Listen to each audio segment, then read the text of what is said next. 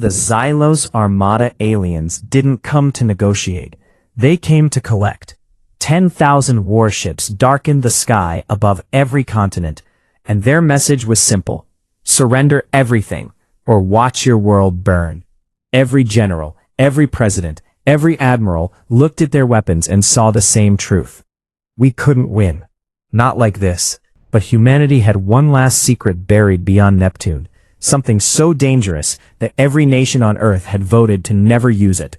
Something that didn't just break the enemy, it broke the laws of physics itself. If you've ever wondered what a species looks like when it has absolutely nothing left to lose, buckle up, because HFY Endurance Tales is about to take you on a ride you won't forget. Drop a like, subscribe, and tell us in the comments, would you have given the order? Now let's move forward into the most desperate gamble in human history. The first sign came without warning. It was 0347 hours Greenwich Mean Time when the deep space relay stations beyond Jupiter went dark. Not a flicker, not a gradual signal loss, just silence. Dr. Aaron Mitchell at the Pasadena Deep Space Monitoring Center was the first to notice, and he spent exactly 4 minutes running diagnostics before he picked up his secure line and called General Marcus Webb at Stratcom. "General," he said, his voice completely flat. "Every station past Jupiter is gone. All of them. Simultaneously." There was a pause on the other end. Then General Webb's voice came back low and deliberate. "How many stations?" 47, sir." Another pause, longer this time. "I'll make the calls." Within 20 minutes, the emergency channels between Washington, London, Beijing, and Moscow were burning hot. Within 40 minutes, every major military satellite in Earth orbit had been redirected outward, scanning the void between Jupiter and the asteroid belt. And within 2 hours, they had their answer. It came in the form of a sensor return so massive that the automated systems initially flagged it as a software error. Colonel Ryan Holt at the Joint Space Defense Command stared at his display for a long moment, then turned to his senior analyst, Captain Derek Shaw. "Tell me that's a glitch," Holt said. Shaw shook his head slowly. "It's not a glitch, sir. Those are ships." They were coming in a formation so vast, it registered on long-range sensors as a single solid object. As the resolution sharpened over the next hour, the full picture assembled itself like a nightmare being built piece by piece. 10,000 vessels, maybe more. Each one dwarfing anything humanity had ever constructed. They moved with a cold, mechanical precision that made every human observer feel the same thing in their gut. These aliens had done this before, many times, to many worlds. The Xylos Armada aliens weren't exploring, they were on a schedule. The first transmission arrived 18 hours later, broadcasting simultaneously on every radio frequency humanity used, in every major language on Earth, translated perfectly. The voice that carried the message was smooth and utterly emotionless, which somehow made it worse than if it had sounded threatening. "Inhabitants of this system, you are now under the authority of the Xylos Armada. Resistance is not a viable option. You will cease all military operations, surrender all governing bodies, and submit full planetary resource inventories within 72 hours. Failure to comply will result in corrective bombardment. This transmission will not be repeated." That was it. No demands for negotiation. No invitation to discuss terms. The Xylos Armada aliens had delivered a billing statement, not a declaration of war. General Marcus Webb stood in the war room beneath Cheyenne Mountain and stared at the translated text on the wall display for a long time. He was a tall man, broad-shouldered, with 28 years of service behind him, and a face that didn't show panic easily. But the men and women in that room with him could see something in his eyes they had never seen before. He was calculating the math, and the math wasn't working. "Talk to me," he said quietly to the assembled chiefs. Admiral James Calloway spoke first. "Their lead ships are already past Mars orbit, sir. We've run the intercept numbers 6 ways. Our orbital platforms can't stop that volume, not even close." General Steve Rourke from the Air Force added, "Their kinetic projectors, whatever they're using, punched through the relay station armor like it wasn't there. Our best hardened bunkers were designed to take a nuclear strike, not whatever these aliens are throwing." The room was quiet after that, not the quiet of men thinking, the quiet of men who had already thought, and didn't like the answer. Webb walked slowly to the center of the room and looked at the tactical display showing the Xylos Armada alien fleet's projected arrival at Earth orbit. Less than 2 days. What about Project Anchor? He said. The room got a different kind of quiet. The kind that meant everyone knew exactly what he was talking about, and nobody wanted to be the first to say it out loud. It was Dr. Leonard Cole, the civilian science advisor, who finally spoke. He was a thin man with wire-rimmed glasses and the kind of quiet intensity that came from spending 20 years working on things that were never supposed to exist. Project Anchor is functional, Cole said carefully. The prototype fleet completed its final calibration tests 11 months ago. It's sitting in the outer Kuiper belt, fully operational, waiting. Waiting for what? Webb asked. Cole looked at him steadily. For a day exactly like this one, General. Webb turned back to the tactical display. The Xylos Armada alien formation was a solid wall of hostile intent, moving toward Earth with the confidence of a species that had never been told no. 41 hours. The weight of 8 billion lives pressed down on the room like a physical thing. Get me the Anchor Fleet commanders, Webb said. And somebody get me the president. Nobody in that room slept that night, because they all understood what deploying Project Anchor actually meant. It wasn't just a weapon, it was a declaration that humanity was willing to crack the foundation of reality itself, rather than kneel. And the Xylos Armada aliens had no idea what was waiting for them in the dark. The briefing happened at 0600 hours the following morning, in a secure conference room so deep underground that the air tasted recycled and old. President Daniel Harris sat at the head of the table, flanked by the Joint Chiefs and 3 men in civilian clothes whose names were not on any official government roster. He was 54 years old, former Army Ranger, and he had the kind of stillness that came not from calm, but from discipline holding something much harder in place. Dr. Leonard Cole stood at the front of the room, and for the next 40 minutes, he told them everything about Project Anchor that had never been written down in any document that could be subpoenaed, leaked, or hacked. It had started 19 years ago, he explained, in the aftermath of the First Contact Probability Summit in Geneva. A quiet gathering of scientists, military strategists, and theoretical physicists who had looked at the Fermi paradox and asked a question that nobody wanted to ask publicly. What if we're not alone? And what if what's out there isn't friendly? The consensus had been sobering. Conventional weapons, even nuclear weapons, operated within the known laws of physics. Any civilization capable of crossing interstellar distances would almost certainly have engineered defenses against everything within those laws. So a small, deeply classified team had been tasked with a single impossible question. What exists outside those laws? The answer they eventually found was gravity manipulation at the quantum singularity level. Not the gentle gravitational fields that held planets in orbit. Something far more violent. Artificial microsingularities, pinprick black holes that could be generated, aimed, and anchored to specific coordinates in space. Objects within the gravitational influence of an active anchor didn't just slow down, they stopped. Completely. Pinned against a wall of collapsed spacetime with a force that no known material could resist. The prototype fleet, 12 vessels, each the size of a destroyer, each carrying 4 anchor projectors, had been built in total secrecy over 9 years in the outer Kuiper belt, beyond the range of any telescope or sensor array pointed toward Earth. The construction crews had rotated on 2-year assignments with full communications blackouts. The ships were powered by cold fusion reactors specifically designed to produce no detectable energy signature. Why was it banned? President Harris asked. Cole took a breath. Because we couldn't fully solve the containment problem, sir.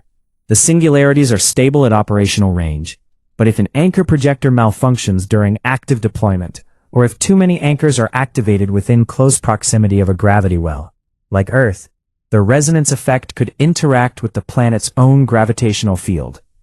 Define interact, Admiral Calloway said flatly. Tectonic stress, tidal amplification. In the worst-case modeling, we're talking about earthquakes along every major fault line on Earth, simultaneously, and ocean surges of 30 to 50 feet along coastlines in the affected hemisphere. The room absorbed that in silence.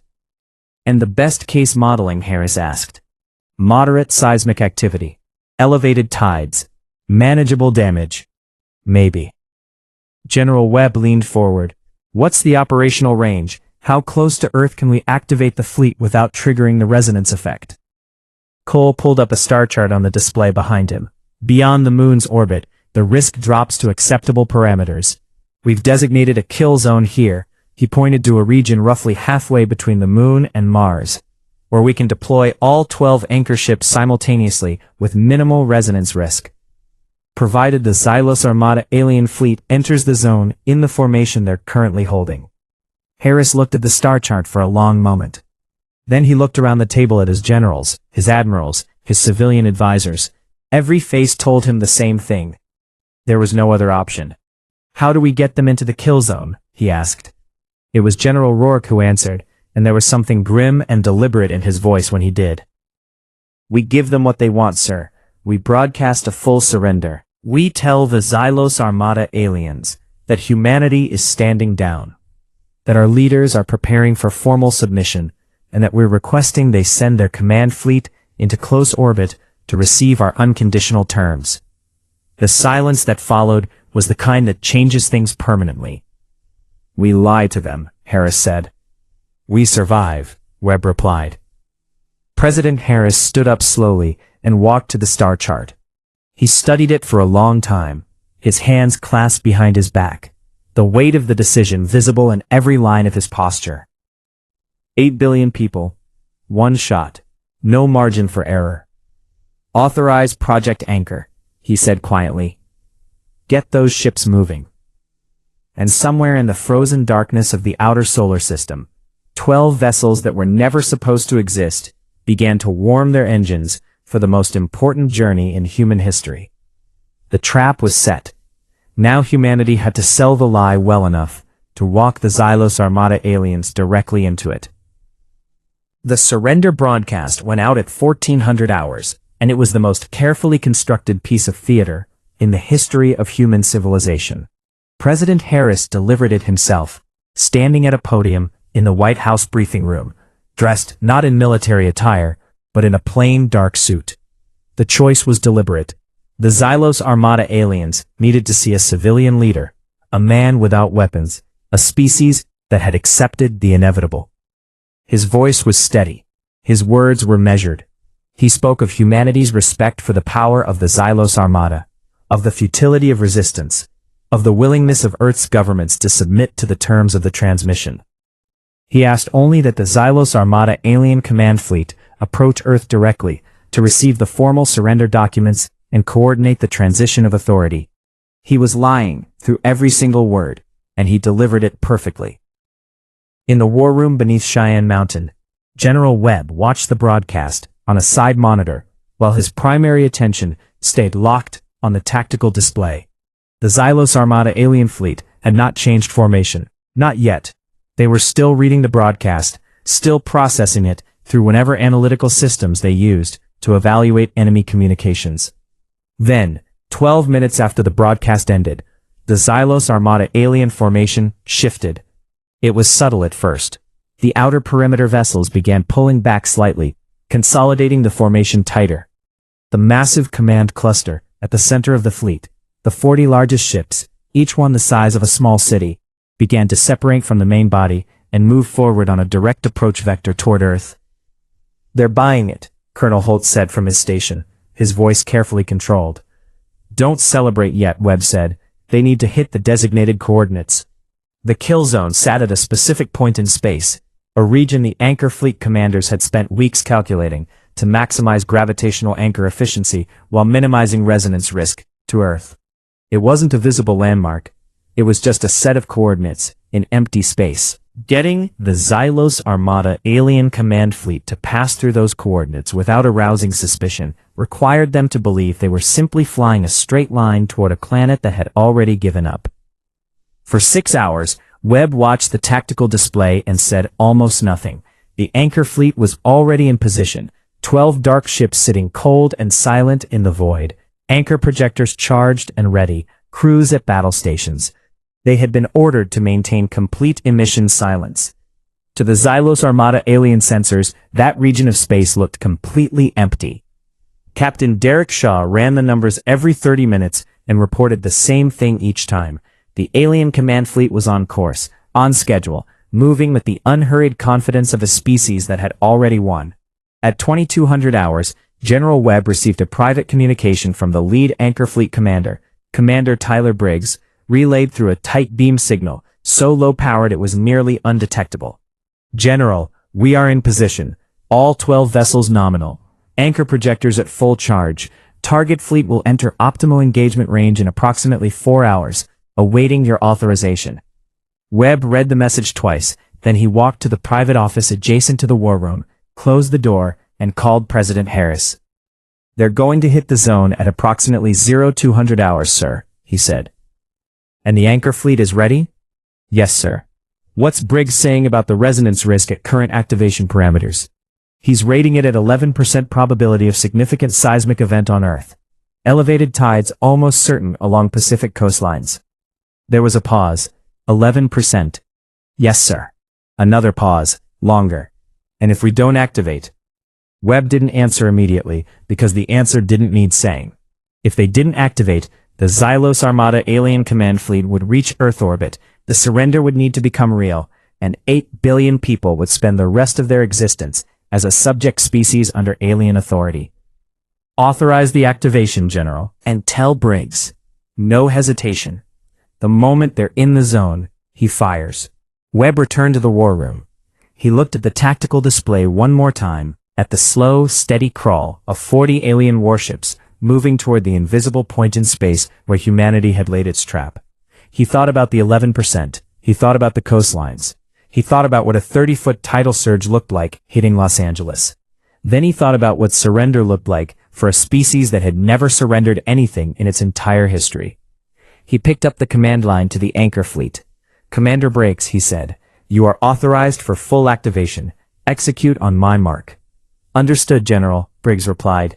His voice was calm, steady, the voice of a man who had trained for this moment for years and had made his peace with what it required. We'll be ready. The war room went quiet. Everyone watched the display. The alien command fleet crept forward, 40 vessels of unimaginable power, carrying the full confidence of a civilization that had never imagined a prey species capable of this kind of patience. 4 hours. Then it would be over, one way or another. Nobody in that room looked away from the display.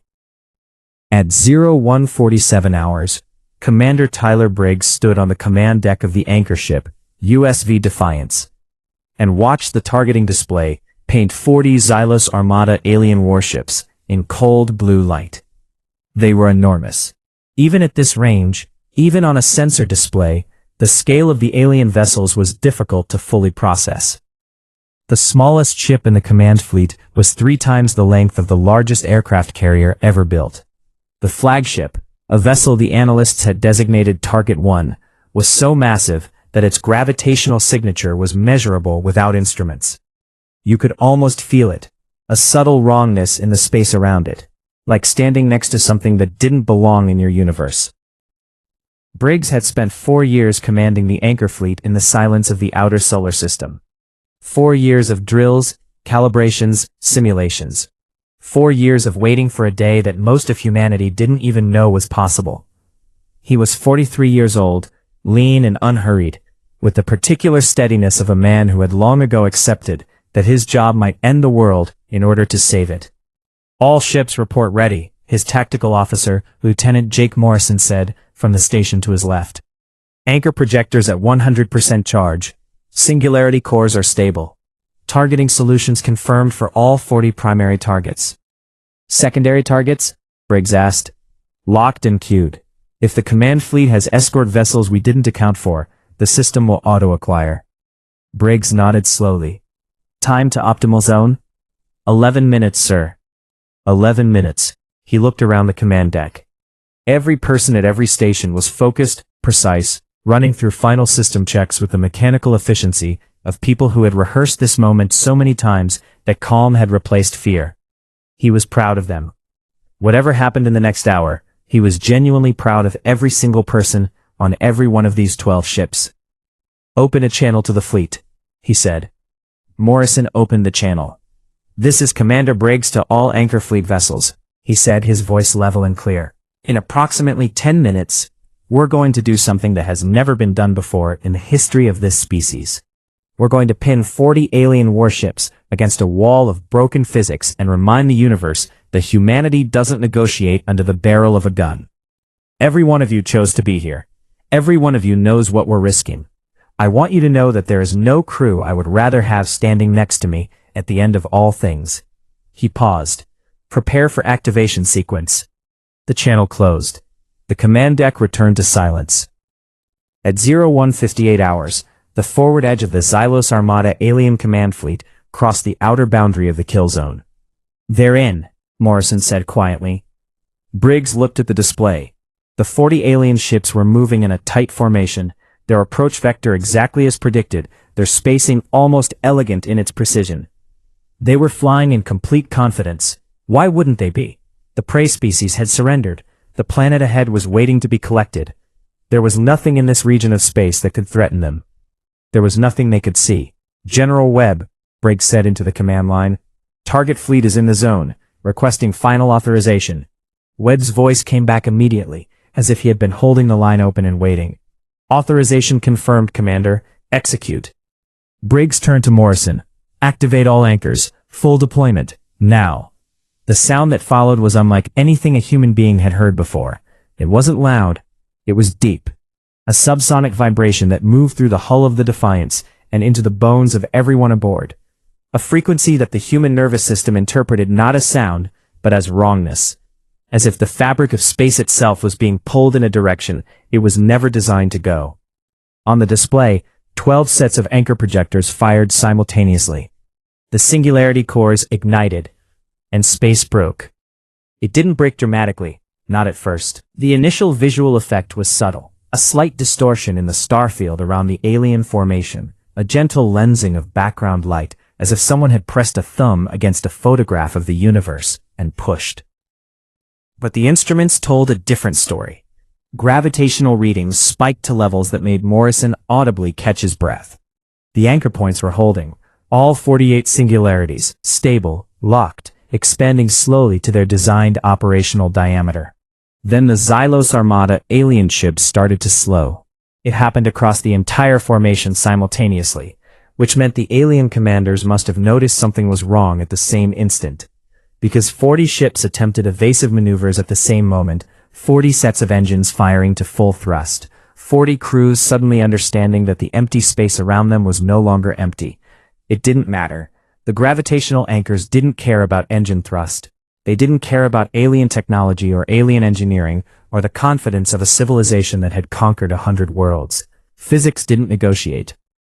The anchors had established artificial singularity points at precise intervals around and within the formation, creating a gravitational web that pulled in every direction at once, a net woven from collapsed space-time, and every ship inside it was simply stopped.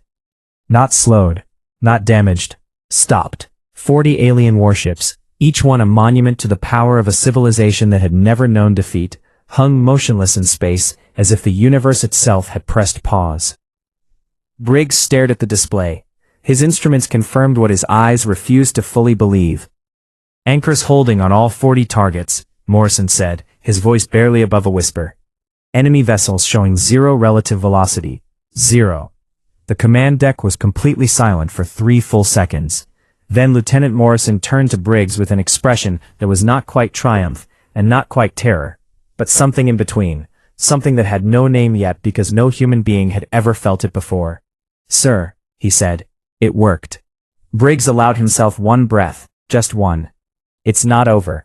The Xylos Armada aliens still have 9,000 ships behind us, and somewhere in the frozen dark, 9,000 alien vessels had just watched their command fleet vanish from every sensor they had, swallowed by a gravitational anomaly that their science had no category for. In a moment, those ships were going to respond, and humanity still had no idea what that response was going to look like. The response from the Xylos Armada alien main fleet came exactly 7 minutes after the anchor activation. It was not what anyone expected. General Webb had anticipated immediate attack, a full charge toward Earth, a kinetic bombardment response, something aggressive and overwhelming. He had contingency plans for every version of that scenario. What he had not planned for was silence.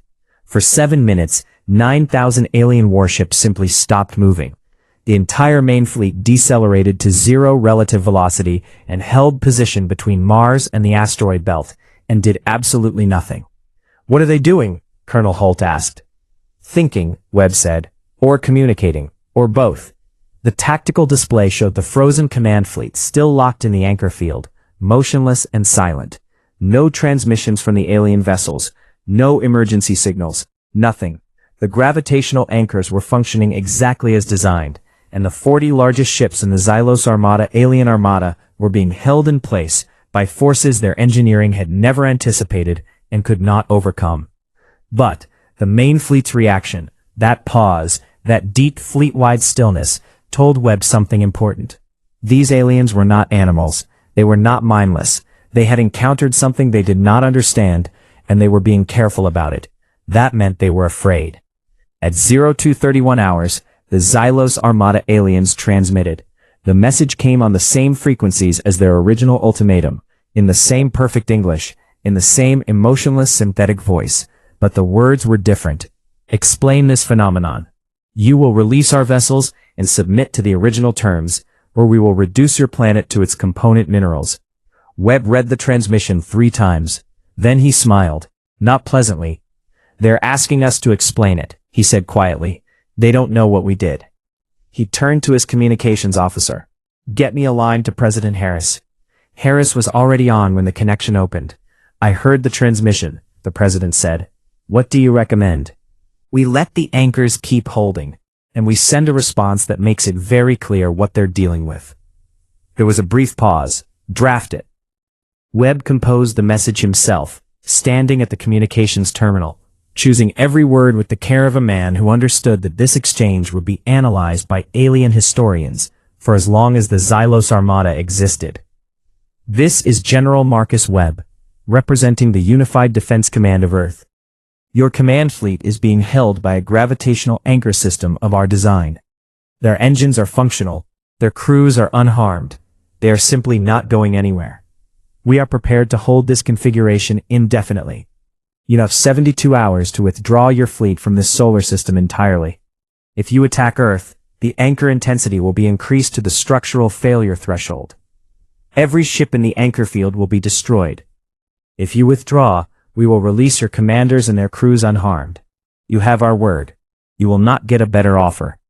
He sent it. The response took 4 hours. 4 hours in which no one at Stratcom slept, ate, or looked away from the tactical display. 4 hours during which the Xylos Armada alien main fleet remained motionless and silent. And the anchor field held its impossible grip on 40 of the most powerful warships ever built.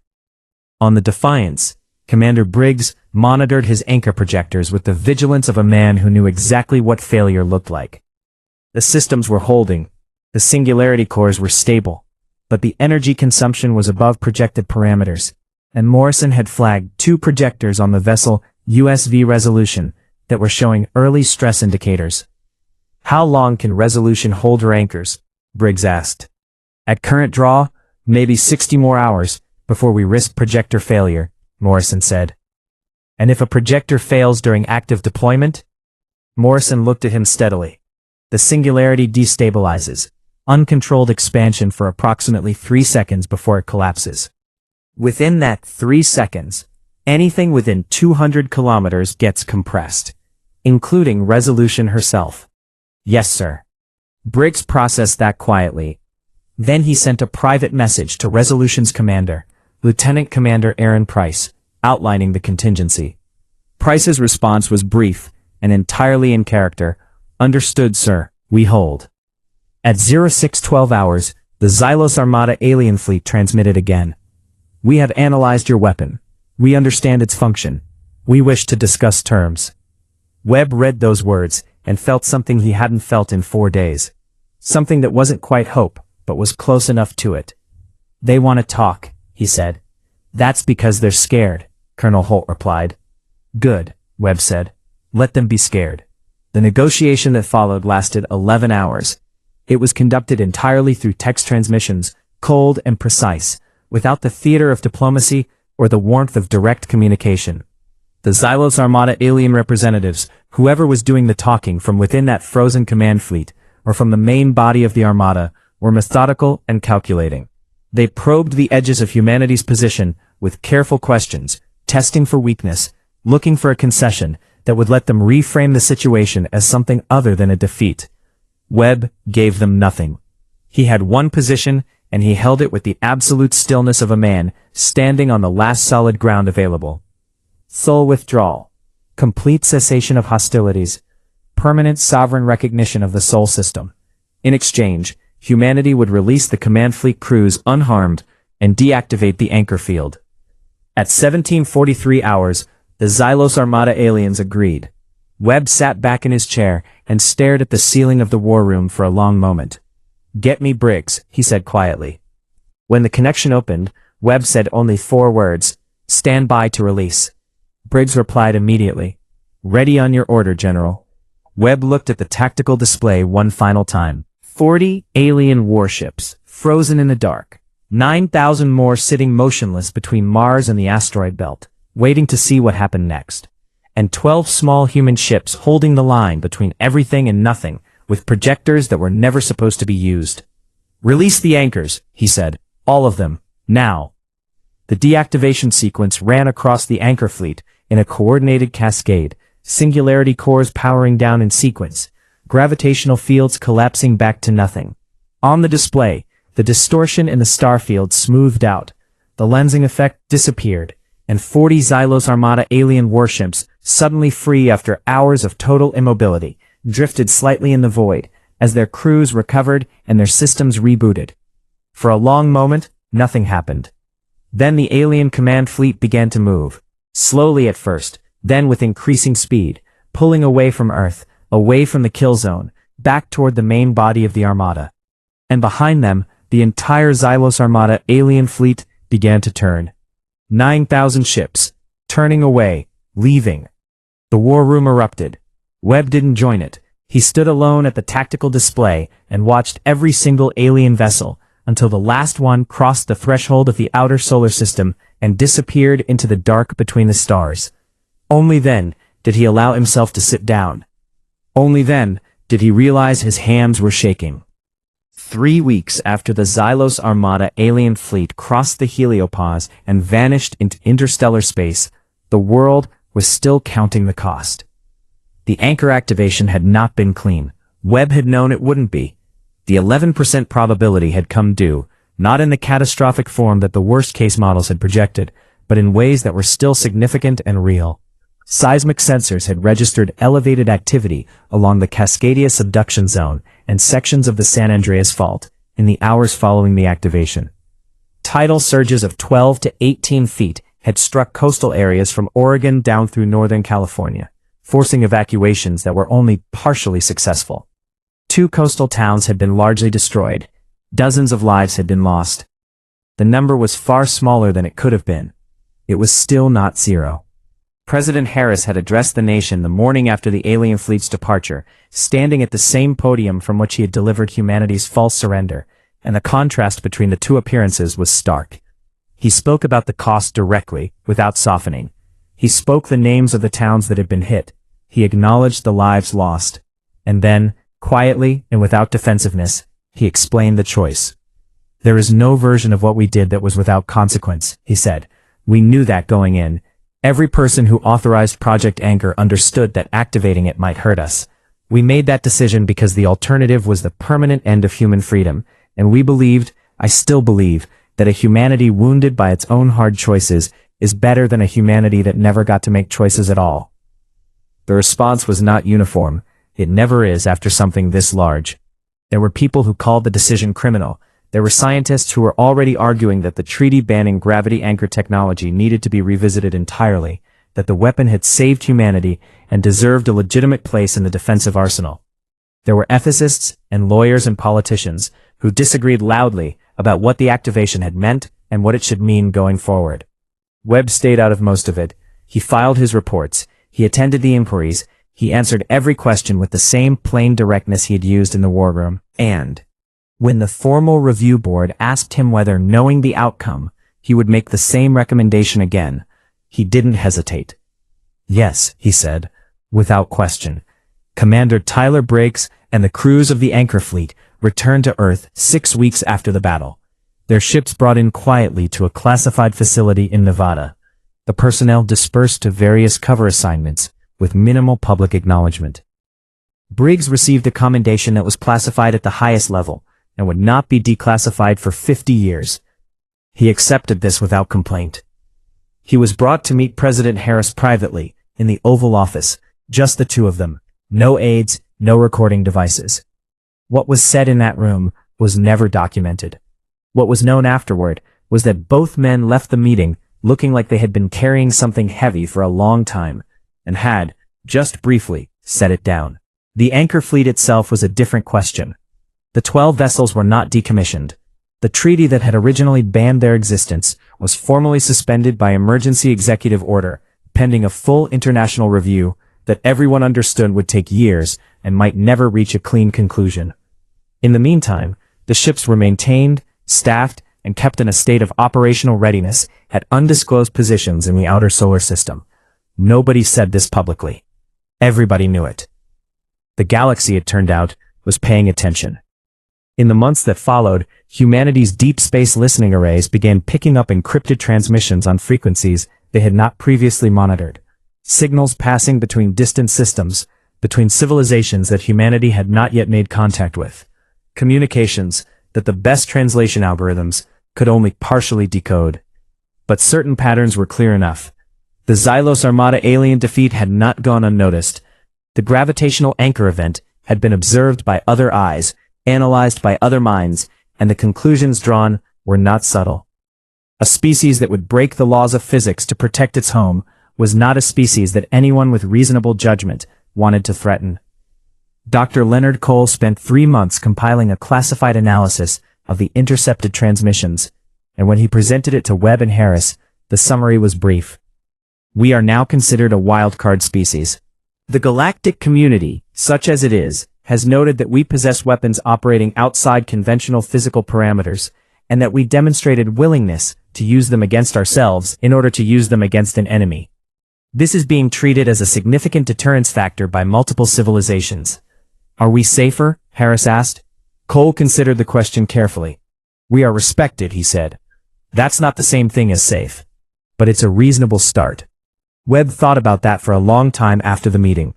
Respected. Not loved. Not trusted. Not welcomed into some vast interstellar community with open arms. Just respected. Acknowledged as something that required caution. He supposed there were worse things for a species to be in a universe that had just shown its teeth. In the end, the Gravity Anchor Fleet became something that no one had quite intended it to be when the original designers buried their prototype ships in the outer darkness of the solar system. It became a permanent fixture, not a weapon waiting to be fired, but a symbol embedded in the fabric of space itself. 12 silent ships at the edge of the known, warping reality slightly in all directions. A reminder written in the language of broken physics that humanity had stood at the edge of extinction and chosen defiance. The Xylos Armada aliens never returned. In subsequent decades, their transmissions, monitored carefully by Earth's listening arrays, shifted in tone when they referenced humanity. The cold, administrative confidence of their original ultimatum was gone. In its place was something that took the translation teams a long time to identify correctly, because it was not a word that the Xylos Armada alien communication framework used in many contexts. The word was caution. And somewhere at the edge of the solar system, in the cold and the dark and the vast silence between stars, 12 human ships kept their watch. Not because anyone was coming, but because the universe now knew that someone was watching. That the anchor held. It always would. If this story kept you locked in from start to finish, you know what to do. Hit that like button, share this with someone who loves a good fight back story, and drop a comment below telling us, what would you have done differently? Would you have given the order? HFY Endurance Tales is here every week with stories of humanity standing its ground against the impossible.